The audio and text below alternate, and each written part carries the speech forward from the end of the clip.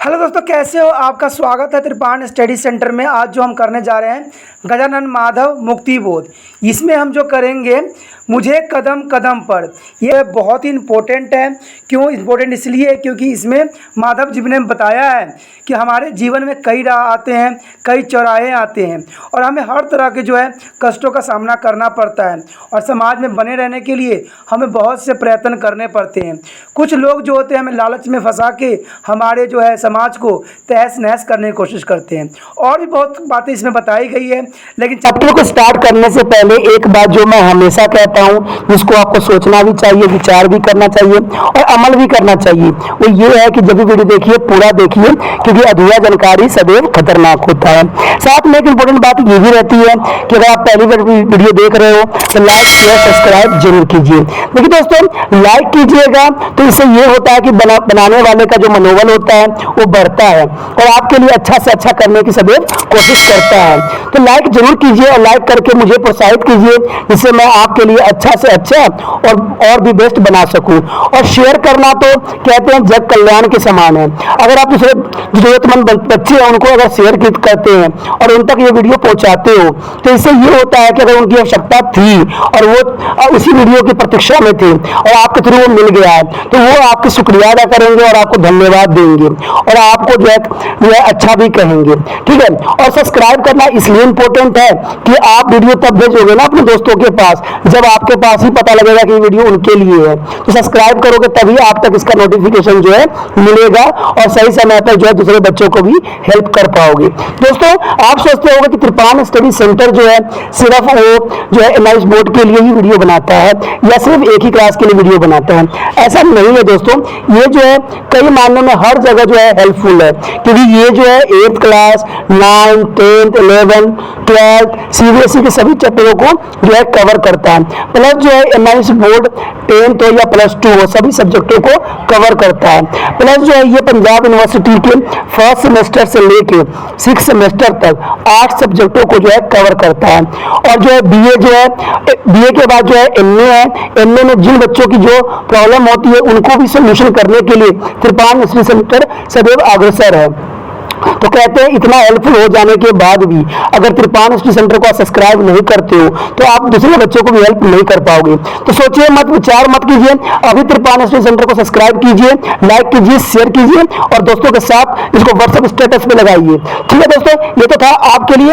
अब देखते हैं हमारे आज सिलेबस में क्या है। मुझे कदम कदम पर चौराहे मिलते हैं, बाहें फैलाए। एक पैर रखता हूँ कि 100 राहें फुटती है। वह मैं उन सब पर जो गुजरना चाहता हूँ बहुत अच्छे लगते हैं। उनके तजुर्बे और अपने सपने सब अच्छे लगते हैं। अजीब सी जो अकुलाहट दिल में उभरती है, मैं कुछ गहरे भी उतरना चाहता हूँ, जाने क्या मिल जाए। मुझे भ्रम होता है कि प्रत्येक पत्थर में चमकता हीरा है, हर एक छाती में आत्मा अधीरा है, प्रत्येक सुरमिस्त में विलंब सदा नीरा है। मुझे भ्रम होता है कि प्रत्येक वाणी में महाकाव्य की पीड़ा है, पल भर में सब में मैं गुजरना चाहता हूँ, इस तरह खुद को ही दिए दिए फिरता हूँ। अजीब है ज़िंदगी, बेवकूफ़ बनाने की खातिर ही सब तरफ अपने के लिए फिरता हूँ और यह देख बड़ा मज़ा आता है कि मैं ठगा जाता हूँ। हृदय में मेरे ही प्रसन्नचित एक मूर्ख बैठा है, हंस हंस कर अशुन पुनमत हुआ जाता हूँ कि जगत स्वत हुआ जाता हूँ। इस पंक्ति का जो प्रसंग होगा, कहते हैं इसमें मुझे कदम कदम पर कविता भाव समझने के पहले आपको कविता के अंतिम ध्यान समझने की आवश्यकता है, क्योंकि इस कविता में जो है बहुत सी बातें ऐसी बताई गई है जो कि बहुत ही व्यापक है।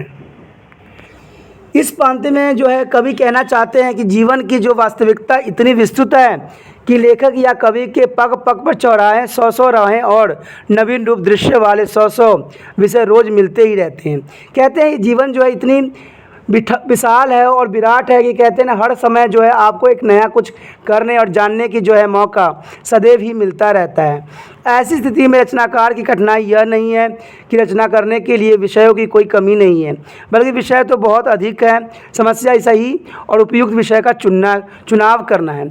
आज के समय में जो उपयुक्त विषय का चुनाव करना एक चुनौती भरा कार्य है। देखते हो दोस्तों, आज जो है ये बात राइटर ने बहुत ही अच्छा पोएट ने कहने की कोशिश किया है कि आज के समय में हमारे पास रास्ताओं की कमी नहीं है, लेकिन हम जो होते हैं, हम किस रास्ते पे जाएं, कब जाएं, कैसे जाएं और हमारा क्या लाभ होगा, ये शायद सोचना और जानना संभव नहीं है। क्योंकि एक चीज़ के लिए जो है हज़ारों रास्ते खुलते हैं और लोग जो होते हैं कोई भी रास्ता चुन लेते हैं और जीवन में सदैव जो है पछताते रहते हैं। कहते हैं अब एक बार इस पूरी कविता को ज़रूर समझने की कोशिश कीजिएगा। कहते हैं अपने कविता पढ़ी ना, क्या आप बता सकते हैं इस कविता में चौराहे शब्द का क्या अर्थ होता है? जी हाँ, आप जानते हैं कि चौराहे का वह स्थान होता है जहाँ कई रास्ते बनते, यानी 4 राहों का समूह होता है। ये चौराहे विचार के क्षेत्र में भी होते हैं। जब आप किसी एक बात पर विचार करना आरंभ करते हैं तो चिंतन के फलस्वरूप आपके अनेकों विचार आने लगते हैं।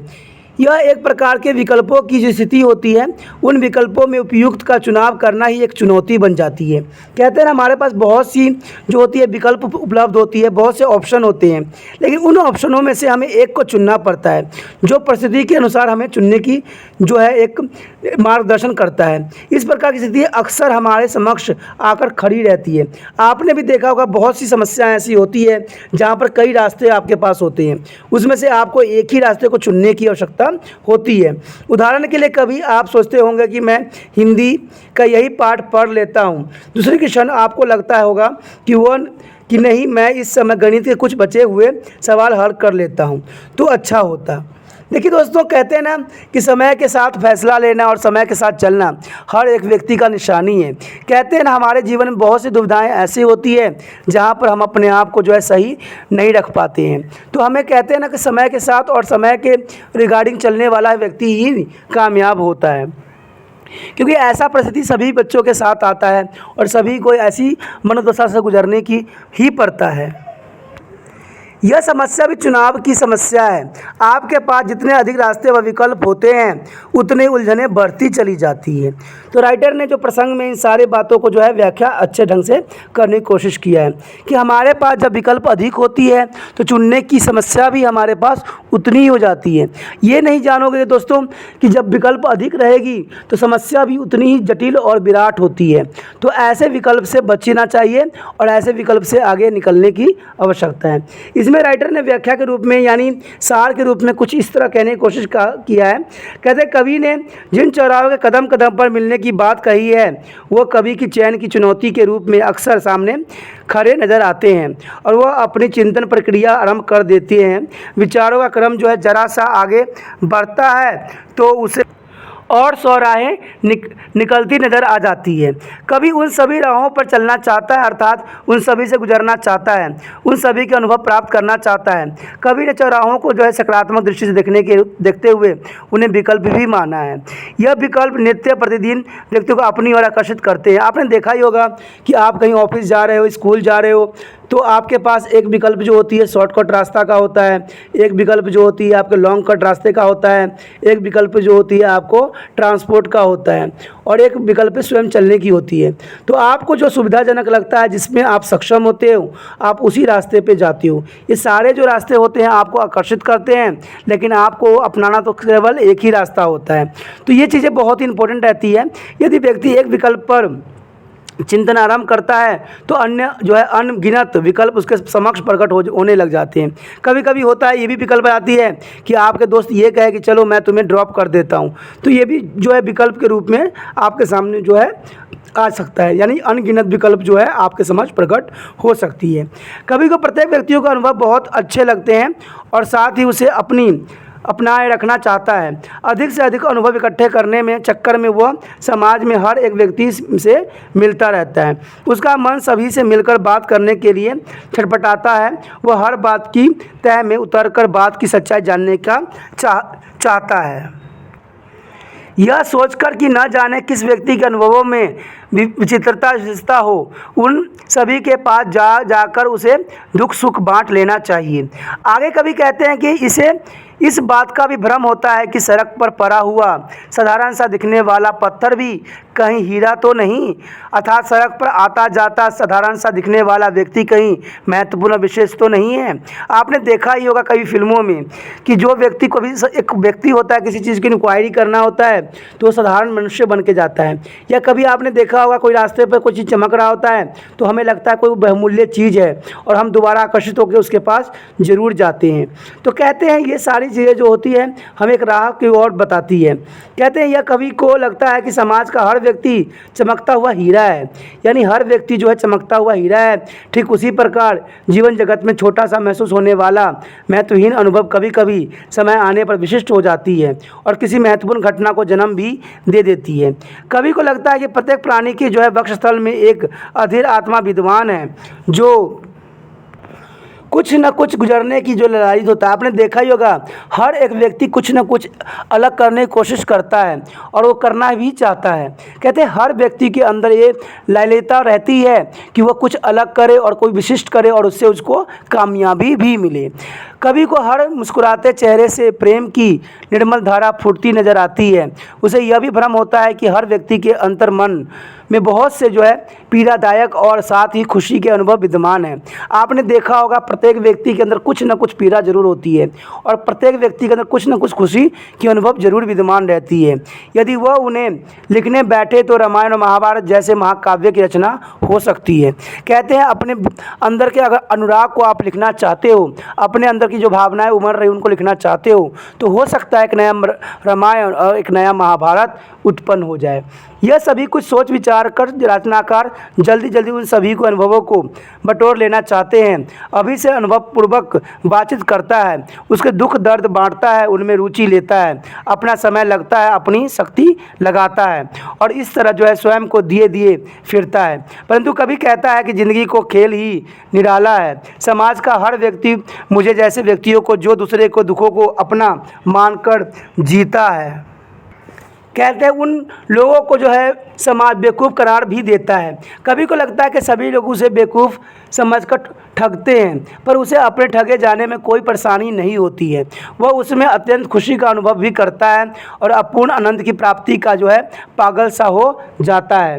वो सोचता है कि मेरे अंदर एक प्रसन्नचित्त मूर्ख बैठा है जो दूसरे से ठगे जाने पर भी खुश होता है। यह अनुभव उसे और भी अजीब और अटपटा सा भी लगता है कि समाज अपने आप में सिमटता जा रहा है, उस रचनाकार की समस्या से कुछ भी लेना देना नहीं होता है।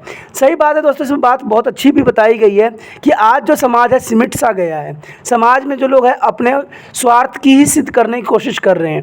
कहते हैं स्वार्थ रहता है तो आप किसी को भी कुछ भी बना बैठते हो, लेकिन जैसे ही आपका स्वार्थ खत्म हो जाता है आप उसको पूछते तक भी नहीं हो। समाज की जो है आज बदलता हुआ रूप आने वाला समय को यह संकेत कर रहा है कि आने वाला समय में कोई व्यक्ति किसी से कोई अर्थ नहीं रखेगा, ना कोई किसी से दुख दर्द बताएगा, क्योंकि समय ही ऐसी परिस्थितियां बना रही है और समय जो है परिस्थितियों को भी दिखा रही है।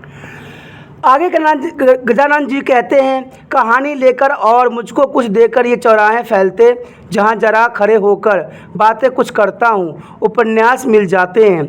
दुख की कथाएं, तरह तरह की शिकायतें, अहंकार, विश्लेषण, चेता, आख्यान, जमाने के जानदार सुरों व आयतों सुनने को मिलती है। कविताएं मुस्कुराकर लाग टाड करती है, प्यार की बात करती है, मरने और जीने की जलती हुई सीढ़ियाँ श्रद्धाएं चढ़ाती है।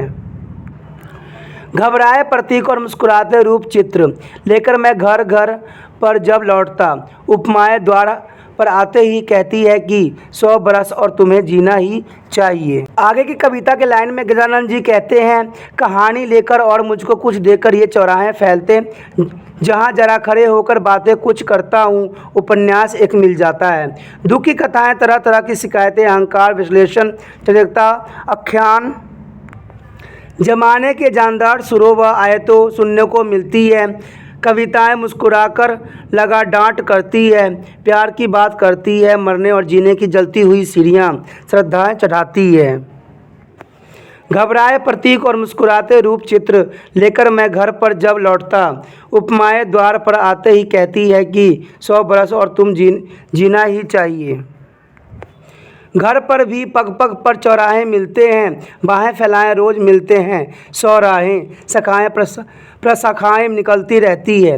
नव नवीन रूप दृश्य वाले 100 विषय रोज रोज मिलते हैं और मैं सोच रहा हूँ कि जीवन में आज के लेखक की कठिनाई यह नहीं है कि कमी है विषय की, वरना यह कि आध्यात्मिक उनका ही उसको सताता है और वह जो है ठीक चुनाव कर नहीं पाता है। इस लाइन में कवि जो है गजानंद जी कहते हैं कि समाज के सभी व्यक्तियों को अनुभवों को सामने जो है साथ कहानियों के रूप में जो है संयोज कर जब कवि आगे बढ़ता है तो उससे अपने चिंतन का क्रम आगे फैलता नज़र ही आता है, अर्थात विचारों का क्रम आगे आगे विस्तार भी होता चला जाता है, जिसमें इतनी सामग्री एकत्र हो जाती है कि एक उपन्यास की रचना भी की जा सकती है। यानी कहते हैं कि समाज में इतने दुख दर्द और इतनी पीड़ाएं हैं कि आप चाहो तो एक नई ग्रंथ की रचना भी कर सकते हो, एक नई ग्रंथ भी लिखी जा सकती है। यहीं पर समाज के लोग तरह तरह की शिकायतें भी करते हैं और ये शिकायतें कभी सरकारी कामकाज की व्यवस्था पर हो सकती है या फिर अनुशासन चलाने वाले लोभी या गिरते हुए सामाजिक मूल्य पर भी हो सकती है। कहते हैं कि आज समाज में इतनी दुख और दर्द भरी पड़ी है, इतने ठग भरे पड़े हैं कि समाज को इसे दूर नहीं किया जा सकता। कहते हैं आज जो है बड़े बड़े सरकारी कामकाज के लिए लोगों की इतनी शिकायत है और शिकायत भी हो तो हो क्यों नहीं, क्योंकि आज उनके जो है बार बार उनको परेशान किया जा रहा है, बार बार उनके सामने गलत एग्जाम्पल दिया जा रहा है, गलत कदम जो है आज राजनीति में उठाई जा रही है, फिर भी कोई बोलने वाला नहीं है। सब आते हैं, सब वहाँ पर विचारधारा रखते हैं और सब चले जाते हैं। कहते हैं टीवीओं में न्यूज़ में डिबेट होती रहती है, बातें होती रहती है, लड़ाई होती रहती है और वो तो कहते हैं भाई हम अपना पक्ष रखने आए हैं। कहते हैं समय बदलता चला जाता है, दुख भी होता चला जाता है, लोग भी मरते रहते हैं और समय भी चलता रहता है, किसी पे कोई फ़र्क नहीं पड़ रहा है, कोई असर नहीं पड़ रहा है, जो होता है हो रहा है, जो करता है कर रहा है। तो कहते हैं ये समाज की इतनी शिकायतें हैं कि आज जो है रामायण महाभारत भी आज आसानी से लिखी जा सकती है। आज हर व्यक्ति जो है अपने आप को महान कहलाने के पीछे जो है अपना उद्देश्य को भूल बैठा है। आज हर जगह जो है पैसे की लालच तांडव कर रही है, ऐशो आराम की ज़िंदगी जीने के लिए वो हर तरह के संभव गलत कदम उठाए जा रहे हैं। तो कहते हैं ऐसे जो है प्रशासन क्या करे और ऐसे जो लोभी लोगों का जो है समाज में जो गिर रहा है मूल्य, उसका क्या होगा। आज बड़े बड़े नेता लोग भी आज लोगों के सामने जो है अच्छे उदाहरण प्रस्तुत नहीं कर रहे हैं, आज गलत उदाहरण प्रस्तुत करने की कोशिश भी कर रहे हैं। विभिन्न व्यक्तियों का अहंकार भरा काला चिट्ठा भी इसी चौराहों पर सुनने को भी मिलता है। यानी आप कहीं भी चले जाओ, लोग जो होते हैं सरकार को कोसते रहते हैं, लेकिन फिर भी जो है वो लाइन में लगे रहते हैं, उन पर कोई असर नहीं पड़ता, वो आते हैं और वो चले जाते हैं, लालचों के बीच में चक्रव्यूह में फंस जाते हैं। यह सब ऐसे पेश किए जाते हैं जैसे जो है पवित्र कुरान के कथन हो, अर्थात समाज इस पर बल देता है, इन्हें बड़ी रुचि के साथ सुना जाता है। आगे कवि कहते हैं कि सभी जटिलताओं को जकड़े अनुभवों और व्यक्तियों के चौराहों की स्मृति लेकर जब कवि घर लौटता है तो विभिन्न प्रकार की अभिव्यक्त घर के द्वार पर आकर कहती है कि हमारी संख्या इतनी अधिक है कि 100 वर्ष तक प्रयोग करने पर भी समाप्त नहीं होगी, तुम्हें हमारे लिए 100 वर्ष तक और जीवित रहना पड़ेगा। यहाँ पर राइटर ने साफ शब्दों में बात कहने की कोशिश किया है कि आज जो होते हैं जब ये बड़े बड़े नेता लोग आपके सामने बोलने आते हैं तो जैसे लग रहा हो कि वो अमृत आप पे बरसा रहे हैं, लेकिन कहते हैं ये अमृत जो होती है इलेक्शन तक ही सीमित रहती है। जैसे इलेक्शन ख़त्म हो जाता है वो घर पे जो है अमृत के जो है मदिरा के रूप में पी रहे होते हैं और अपना जीवन के जो है आरामदायक बना रहे होते हैं। वो जो होते हैं अपने लिए सदैव ही सुख सुविधाएँ ही जुटा रहे होते हैं, इसके लिए पुराने चीज़ को त्यागना पड़ जाए तो वो भी त्याग देते हैं, चाहे वो पुराना चीज़ आपके कितने खास क्यों ना हो, नए चीज़ को हम अपना लेते हैं।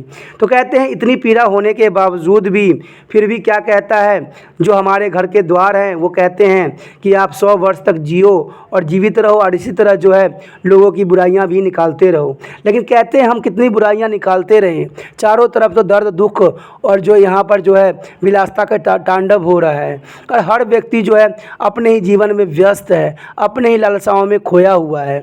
इस पे कौन व्यंग किस पे करे, कौन किस पे कहे। आम व्यक्तियों के पास समय नहीं है। जब इलेक्शन होता है तो सरकार भी समय देने के लिए एक दिन का अवकाश अवश्य ही कर देते हैं, क्योंकि इससे जो होता है उनके जीतने का रास्ता जो खुल जाता है। तो कहते हैं आज सिर्फ लोग अपनी ही स्वार्थ पूरा करने में लगे होते हैं। कवि आगे कहते हैं कि घर पर आकर भी विचारों का यह क्रम आगे बढ़ता चला जाता है, जहाँ पर भी तरह तरह के अनुभवों और चिंतन की धाराएं आकर खुले दिल से उसका स्वागत करती है। जिस प्रकार वृक्ष से अनेक शाखाएं निकलकर चारों ओर फैलती है, उसी प्रकार कवि के आत्मचिंतन का क्रम भी आगे बढ़ता चला जाता है, फैलता ही चला जाता है। कहते हैं इतने तकलीफ़ और इतनी सब समस्याएं हैं, इतने प्रश्न हैं कि शायद इसका सलूशन करना संभव नहीं है।